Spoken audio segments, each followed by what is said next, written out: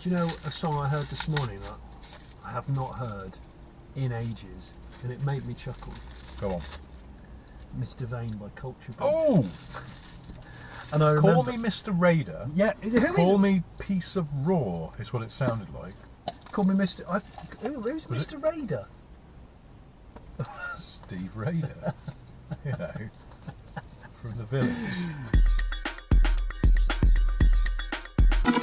So, you know, you asked me to put a note on that Nissan Figaro near my house, asking if they were thinking of selling. Yeah. And I checked it with you and I said, shall I just put your number?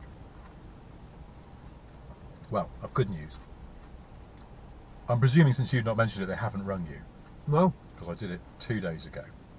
But I went by this morning, the note has gone. But let me tell you, writing the note caused me considerable, what's the word? Pause for thought. Because I was like, what should I say? What would you say?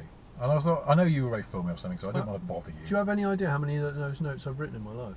All right, well... Some of them have been on the back of, like, packets. Oh, I took a clean sheet of A4. A4? Well, yeah, we didn't really have any other blank paper. And also I wanted to be able to fold it over. And I wanted to... See, I've never done this note thing before. Oh, no. And I had a lot of things to try and figure out. So first of all, I was like, right, I want it to look significant. I don't want it to look like a flyer for like a local carpet cleaning company. So A4, good, foldy. Also, the thickness of a folded piece of A4 may make it slightly rain resistant if necessary. Because I was worried about that. I used a Sharpie because I thought maybe that'll wash off less or become less hard to read if it gets wet than a biro, although I don't know. Anyway, I don't think it's rained the last couple of days, but you can talk me through whether you think I did right, because I didn't run this by you because I know you're busy. I started with hello, but... Not followed by, is it me you're looking for? No. I started with hello and then I thought even hello, because I'm not doing hi. Hi seems too familiar. Oh. Hello, more formal, but then I worried it seemed cold. So, I put an exclamation mark. Oh. Hello! Now, I don't like an exclamation mark normally, but then I thought it's not me, it's you. So if they ring up and go, don't use exclamation marks after hello, you prick, I go, it'll be you they shout at. I was just about to say you've portrayed me as being an absolute wanker already. Was it unfair? Based upon a dog's dick after hello. Dear sir / madam. What? Is that what you'd have put? I have done that. That's really formal. Because you never know. This could be some old money that expects a level of politeness to the conversation. You've seen where that car's parked. That's not. And it's a shabby. It is a shabby example. And that's the thing. Which is why I like it. Next thing, I was thinking, don't say I want to break it for parts, because I know that's what you want to do. Probably. But if the price is right. I thought they might not sell to someone who's just going to Oh, break up their car. no. So, hello, hello! Exclamation mark. Super friendly.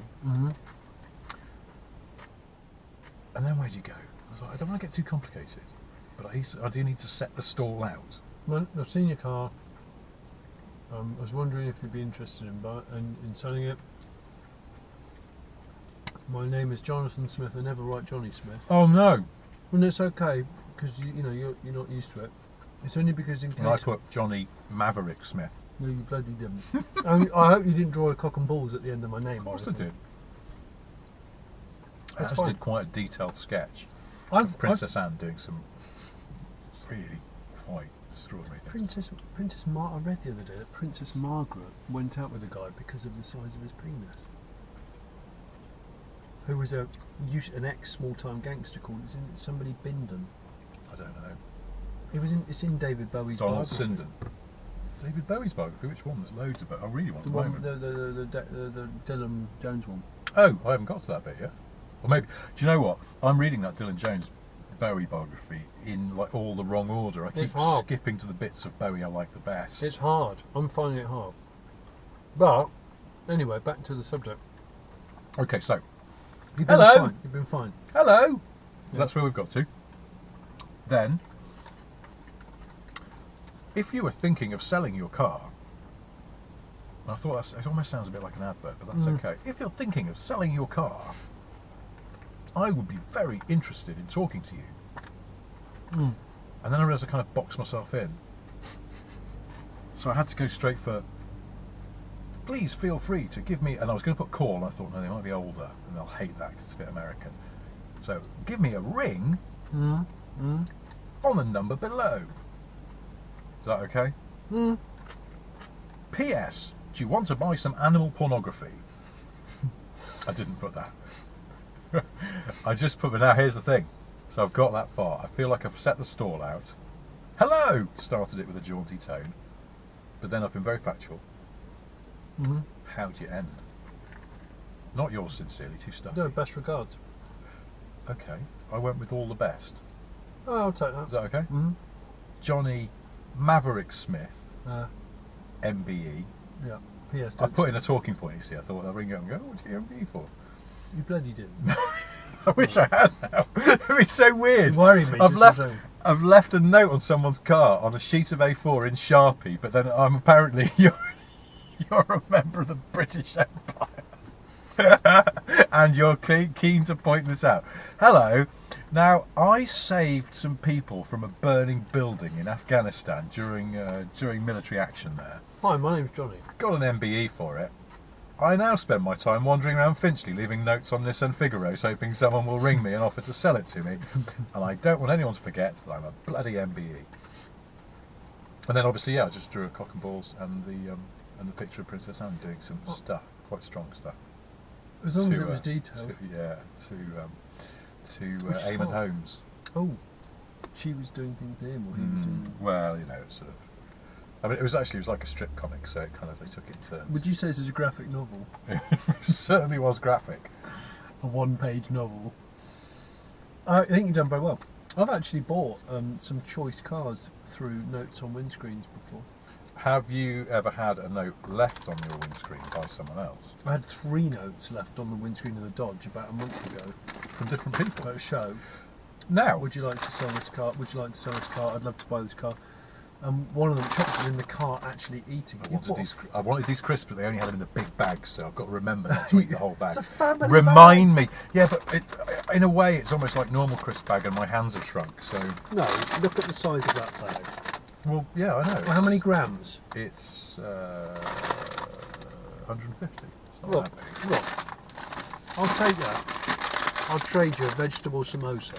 Yeah, I don't really like vegetable samosas. It's bad for you, I believe. That's Probably. right. Probably. Love it. Love them. So, during the making of the Dukes of Hazzard, you know this, don't you? You must know this. You know shit like this. They started to run out of Dodge Chargers because they were getting through dozens, hundreds, weren't they? The figures seem to vary. 350 something. Yeah. 330. There's some great pictures online of transporters full of the damn things. Yeah. But they were running so short, and I guess at that point it was the 80s, wasn't it? That like a sort of late 60s, early 70s muscle car was not a valued thing. It was a 10-year-old. Just 10-year-old tat, wasn't it? It was a 10-year-old car when it came out because the pilot episode came out in '79, and then when it got commissioned, like I said, they started tearing through 69 Chargers. They used some 68s. They doctored them, wouldn't they? They doctored 68s to look like 69s with the rear light clusters and the front grille. They might have even used a couple of 70s. The original jump car, the first car to do the first jump, the one outside Georgia University. That's in the title. In the title credits. That is known as the Lee 1, which is now owned by... which was found in a Georgia breakers yard.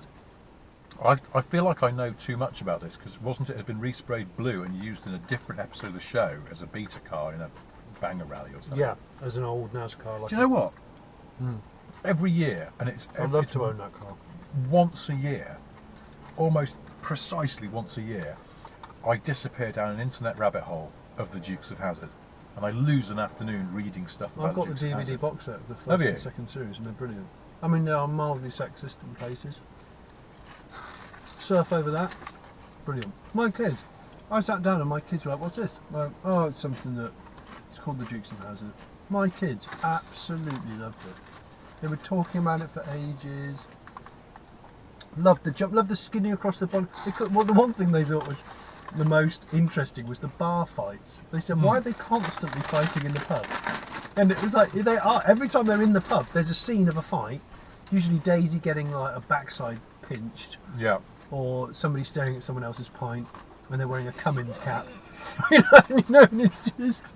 But I love that. I love it. I could not outline the plot to a single episode of that show. I cannot remember what was going on. The Duke boys were always up to something that was on the margins of the law, but ultimately well meant. Is that right? And Boss Hogg always wanted to shut it down because he was, in fact, a bigger crook. Yeah, Boss Hogg's like the mayor, but he's also a crook. And The Duke boys are always about the greater good. they certainly had. They were the show's moral compass. Well, in fact, I suppose Uncle Jesse was the show's moral compass, wasn't he? You know what? When we were looking at names for boys, Uncle Jesse. well, I love the name Jess or Jesse, Jesse. We decided against that because some people think it's Ooh, you big Jesse. Yeah, you big Jesse. So I didn't do that. But It's good that you future-proofed your son in the eventuality he might, in some point in his life, live up north. exactly. Oh, you big Jesse. And then we looked at the actor who played Boss Hogg. Oh, His name is Sorrel. yes. And I went, Sorrel? When was the last time anybody knew somebody called Sorrel? And Chops was like, actually, it's quite an interesting name. And we put it on the list, and maybe about a week later we went, don't think we could name the child Sorrel. Sorrel Smith. But I actually quite like it. What do you think? Silly? No. I mean, names are very... Oh, names are a minefield. Names are minefield. And obviously we ended up naming him something daft anyway, so it kind of doesn't matter. Sorrel Smith. Sorrel Smith. That's a singer's name, isn't it? And not even a country singer, it's just like Sorrel Smith. Soul. Yes. Who's Soul? Yes. Well, you're Sorrel right. Smith is someone who can go, ha! It's a bit funky. Yeah.